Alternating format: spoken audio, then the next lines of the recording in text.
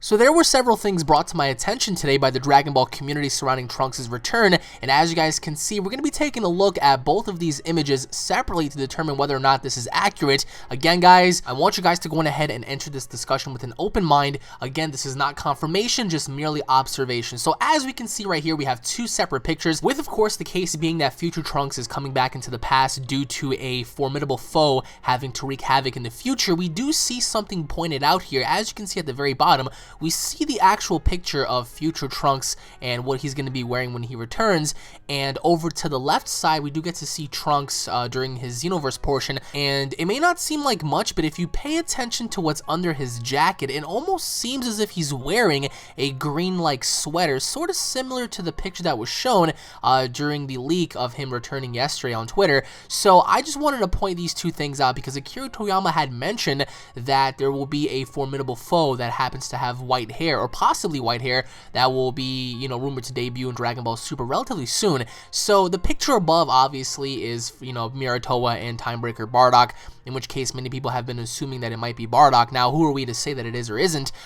Personally, for me, my opinion, my prediction, my overall analysis on things is the fact that I believe it's not Mira and Toa, only because these are video game characters. They're not canon to Akira Toriyama series, but if it's possible for him to introduce them, I don't see why not. But of course, just going back to Trunks' sweater, as you guys can see, it may not seem like much, but it almost seems as if he's wearing the exact same sweater that he once did in Xenoverse, and over to the right side of things, we see the exact same color scheme going on with his, you know, Dragon Ball Super debut. So if that's the case, right, if it's the same sweater, what does that mean for the continuity of Dragon Ball? Does this mean that someone like Timebreaker Bardock is possible? For me personally, again, I think that it's not possible. I don't think that Bardock, even if he were introduced, would have a reason to come back and wreak havoc in the first place, although it was said that there will be a character resembling Goku Black. Now, we don't really know what that essentially means, if it's an evil Goku, if it's a dark Goku, if it's a clone Goku, or if it is Bardock. We don't know, but what we do know is the fact that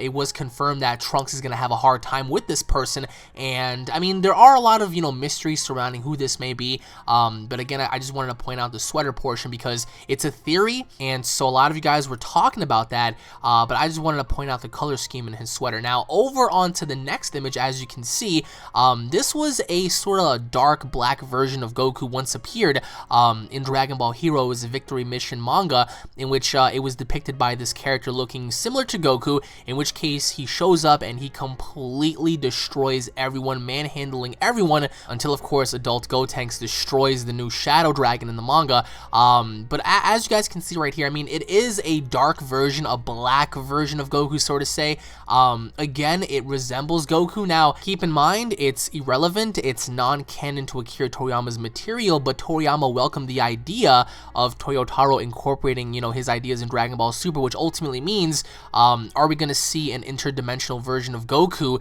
that was influenced by a dark Makaioshin, possibly having, you know, influenced his soul, or possibly influenced the way he functions? Who knows? The possibilities are endless, but of course, this was brought to my attention, and although both pieces are non-relevant to Dragon Ball Super, what I'm saying here is it's very ironic how Trunks was, you know, ultimately shown during the leak with a green Capsule Corp sweater, and in Dragon Ball Xenoverse, underneath his coat, he had a green sweater as well. Not saying that Xenoverse is going to be adapted into this, but of course, you have to look at what's being shown here. And of course, with the Dragon Ball Heroes manga adaptation showing a dark black version of Goku, it raises a lot of eyebrows. So could this be possible? Who knows? I really doubt that this is going to incorporate an actual, you know, evil version of Goku. Perhaps maybe this has to do with something that has to tie in with Copy Vegeta coming up in a few episodes. I already made a video, guys, just a couple of videos ago, talking about the actual story and the translation set by Herms. If you guys haven't checked that out, go ahead and check it out. But this was brought to my attention by the community. Now, people are talking about Turles.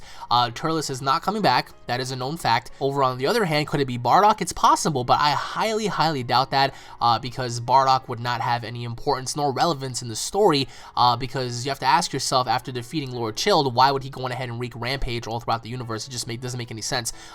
Just because he looks like Goku doesn't necessarily mean it's his dad.